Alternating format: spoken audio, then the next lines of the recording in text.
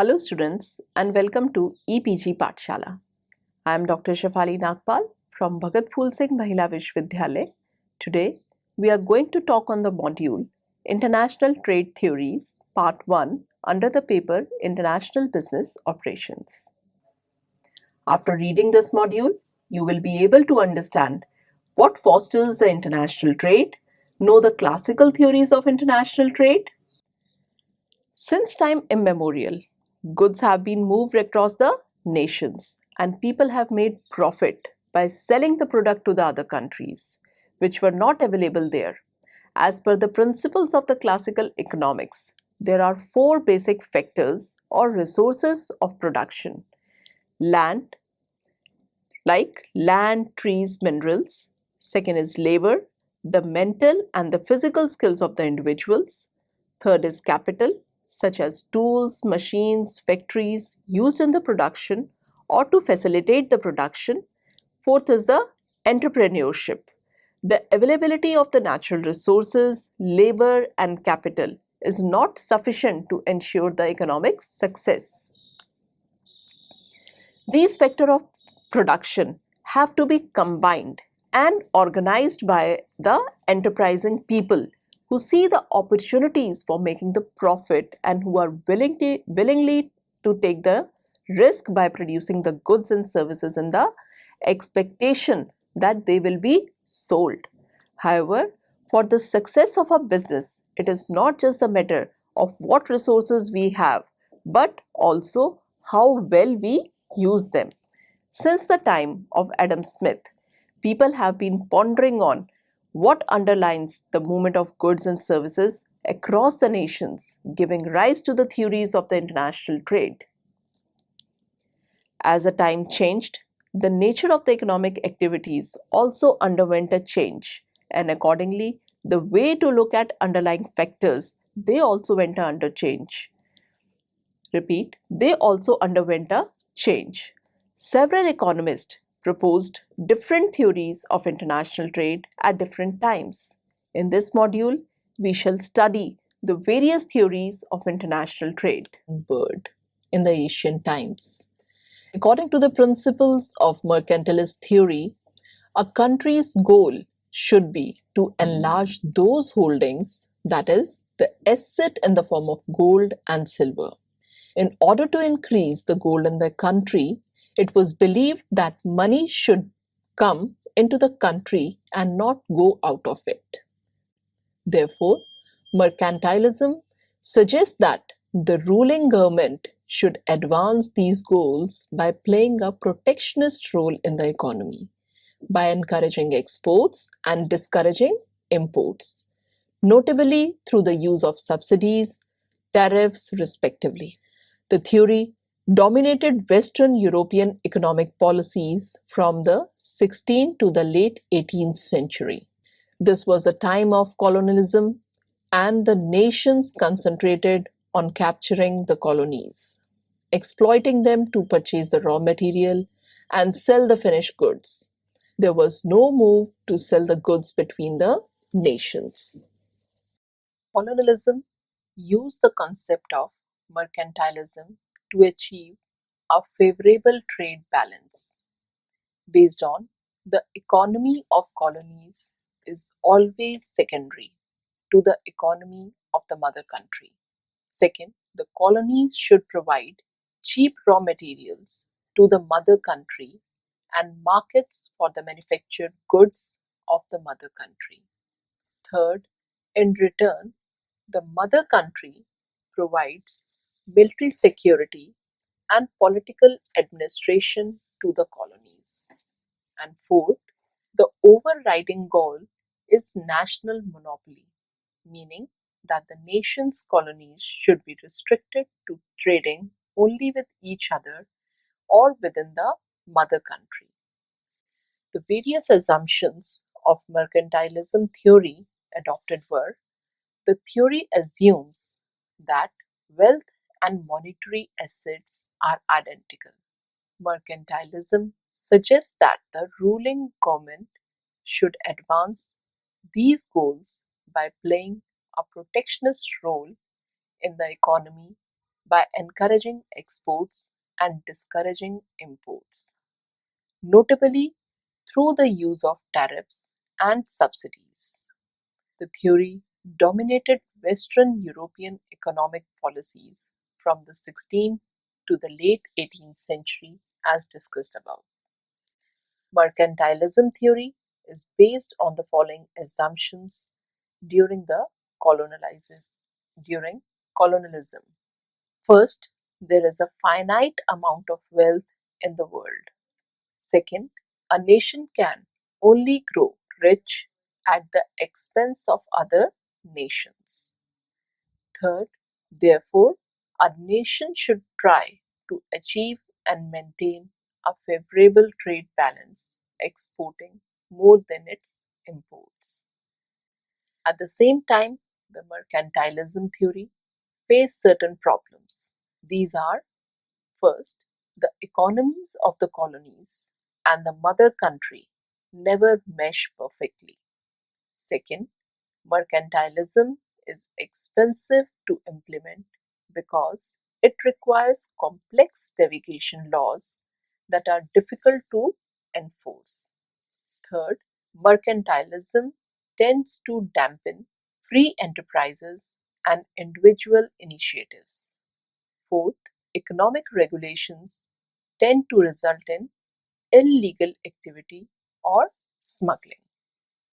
Considering the prevailing socio-economic conditions of those times, mercantilism might have been a useful line of thought, but it has several shortcomings.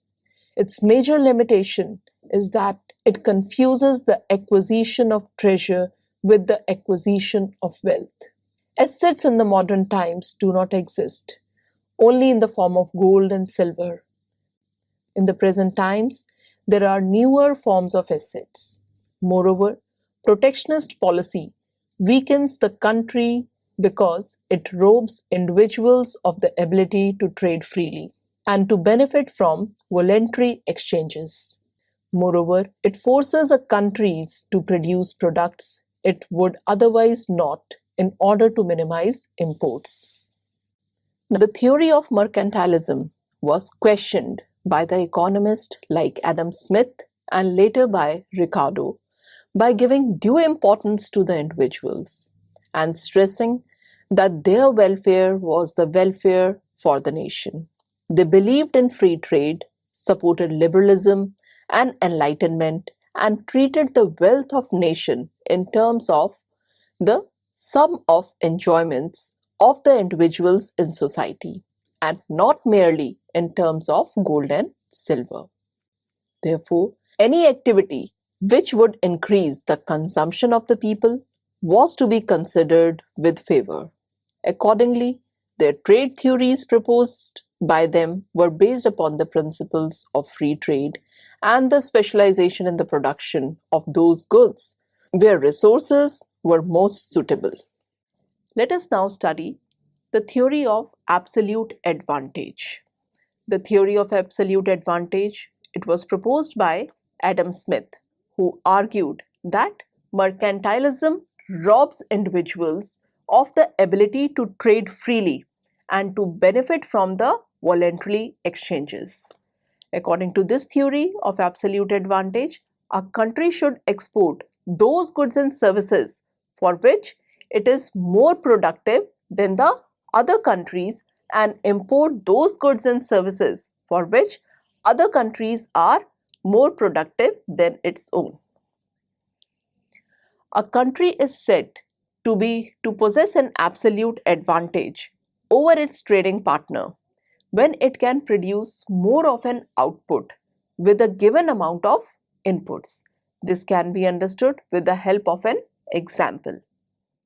Suppose that we are studying two countries, England and Portugal, who are producing wine and cloth.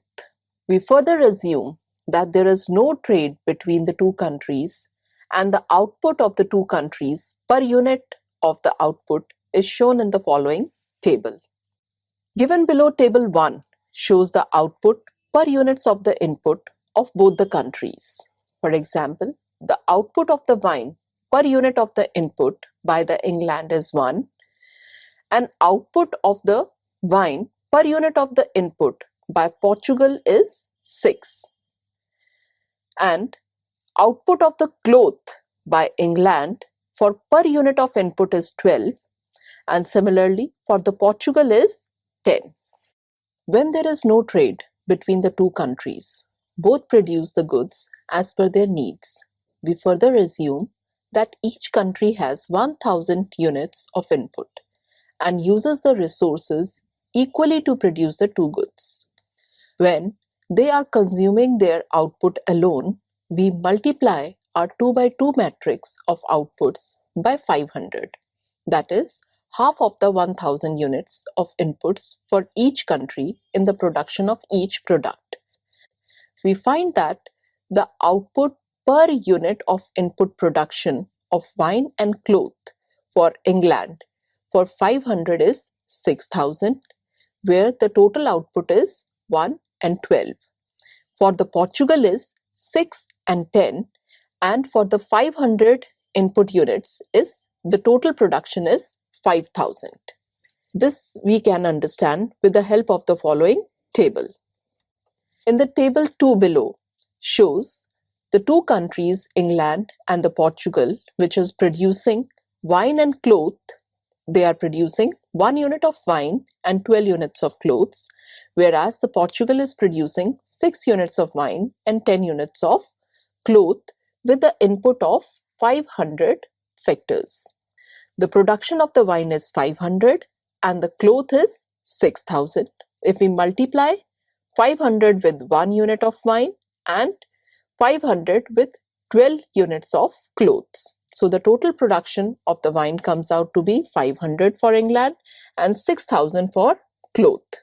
Similarly, for the Portugal, for 6 units of wine output, the total production of the wine is 3000 and the total production of the cloth is 10 multiplied by 500, it is 5000.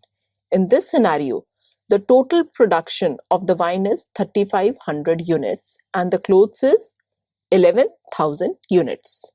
Both the country consumes what they produce. In next scenario, we assume that each country specializes in the production of that product for which it has an absolute advantage. In this example, England has an absolute advantage in cloth and Portugal has absolute advantage in wine. The two countries produces only one product, that is, England produces only cloth and Portugal produces only wine. Both allocate their full resources to only produce one product. Assuming that they allocate 1000 units, England will produce 12,000 units of cloth and Portugal will produce 6,000 units of wine. The total output of the two countries increases by 2500 additional units of wine and 1000 additional units of cloth. Hence, with the same product, foreign trade between the two countries increase the output. After trade, the international exchange ratio would lie somewhere between the pre-trade exchange ratio of the two countries. In other words, the additional output produced because of the trade will be distributed according to the terms of trade between the two countries. For this purpose, the domestic scenario of the two countries has to be studied. In England, 1 unit of wine is equivalent to 12 units of cloth and 1 unit of cloth is equivalent to 1 by 12 barrels of wine. Similarly, in the case of Portugal, 1 unit of wine is equal to 1 or 2 by 3 units of cloth and 1 unit of cloth is equivalent to 3 by 5 unit of wine. Hence, the additional output will be taken by the two countries and both would benefit from trade as compared to production in isolation. Students, let us now understand the theory of comparative advantage. The theory of absolute advantage provided a useful framework for international trade for centuries. but it was looked upon with a different perspective. David Ricardo, a British economist, argued that the cost advantage is not the necessary and the sufficient condition for trade between the nations. He argued that nations would be benefited from the trade even if they had the absolute cost advantage. According to Ricardo, so long as the other country is not equally less productive in all lines of production, measurable in terms of opportunity cost of each commodity in the other two countries, it will still be mutually gainful for them if they enter into trade. This theory states that the country should produce and export those goods and services for which it is relatively more productive than the other countries, and import those goods and services for which other countries are relatively more productive.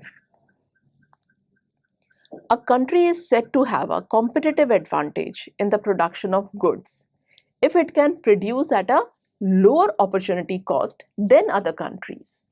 For example, given earlier, wine and cloth, the opportunity cost of the cloth production is defined as amount of the wine that must be given in order to produce one more unit of cloth. The Ricardian model assumed two countries producing two goods using labor as the only factor of production. Goods are assumed to be homogeneous or identical across the firms and the countries. Labor is homogeneous within a country and heterogeneous, non-identical across the countries. Goods can be transported costlessly between the countries. Labor can be allocated costlessly between industries within a country but cannot move between countries. Labor is always fully employed. Production technology differences exist among the industries and across the countries and are reflected in the labor productivity parameters. Firms are assumed to maximize the profit while consumers are assumed to maximize utility.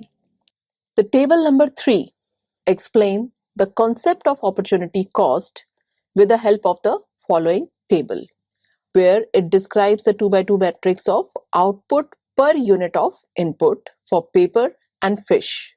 If the Finland is producing the paper, its output is 3, and for the fish, its output is 4. Whereas for the Germany, for the paper, it's 1, and for the fish, it's 2. In this example, we assume that two countries, Finland and Germany, produce paper and fish. If both the countries were to produce only one product, they would have forego the production of the other product.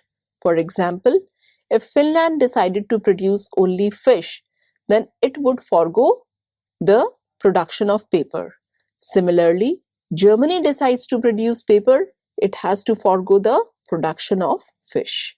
In these cases, foregone alternatives is lost when one option is selected. Each country has comparative advantage over its trading partners in the production of that goods for which its opportunity cost is lower than that of its trading partner. In the above example, the output per unit of input in the case of paper produced by the Finland is 3/4 of that of the fish. In case of Germany, it's half. In other words, if Finland were to produce paper by foregoing fish, it would be able to produce 3/4 of the output per unit of labor cost it would have used to produce the fish. Opportunity cost, that is, what must be given to produce the other. Output over input for paper for fish in the case of Finland is 1:1/3 for the fish and 3/4 for the paper. In case of Germany, it is 2 fish and half paper. With this background, if we assume that the input is 1000 unit of labor in each country, the output for each country would be as shown in the below table. The table 4 shows output for the 1000 unit of labor inputs in isolation. In the situation, there is no trade between the two countries. 1000 unit of labor input is equally divided between the two products, and the output paper produced by the Finland and Germany would be 1500 and 500 units respectively. Similarly, the output of the fish would be 2000 and 1000 units respectively. Therefore, the total production over consumption of the two countries would be 2000 units of paper and 3000 units of fish. Further, let us assume that two countries engage themselves into trade and produce the products in which they have a comparative cost advantage. That is, produce the product which they can do at a price lower than the other country. In this example, Finland has a comparative advantage because she is able to produce 3 units of paper with 1 unit of input, as against Germany, who produce 1 unit of paper. Similarly, Germany has a cost advantage of producing fish. Assuming that Finland allocates 70% of its inputs to producing paper and rest 30% to producing fish, Germany allocates 100% of the inputs to producing fish. The output is shown in the following table. In the table 5 below, we see that in this situation of trade, the total output of the two countries increases. Now, who would take the increased output would depend upon the terms of trade and bargaining power of the two countries, as Finland will produce 2100 paper and 1200 fish, whereas Germany will produce 2200 fish, and the total output will be 2100 for the paper and 3300 for the fish. Ricardian theory concludes that when country specializes and the relative price of the produced goods rises, income for worker also rises, and the imported goods are less expensive for the consumers. Trade has the potential to benefit both high productivity and low productivity countries. Although trade may change the distribution of income within countries, the high productivity or low wages give countries a cost advantage that allows them to produce efficiently. However, limitation of the theory is that in transportation cost and several other factors that can influence with the flow of goods across nation. Still, this theory provides a basis to encourage free trade between the nations as against the protectionist theory of the earlier times. Both the absolute advantage and comparative advantage theories fail to realize that the welfare of society does not depend upon the gains from the international trade, but depends upon the way the gains are distributed. The individual gains under the theories are not guaranteed unless the government adopts an appropriate redistribution policy. There have to be certain incentives for the producers also in order to keep them engaged in the exportable production. These theories have also been criticized on the grounds that the labor is not the only input determining the cost of production. So students, let us now summarize that we have learnt in this module. The issue of trade between the nations has been studied by the economists since long, and Adam Smith proposed that the nation would trade if there is absolute cost advantage in producing a product in one country. However, Ricardo proposed that an absolute cost advantage could not fully satisfy the trade between the two nations, and he proposed a comparative cost advantage theory. Olin thesis proposes that a country export goods which are relatively a greater proportion of its abundant and cheap factor. Thank you.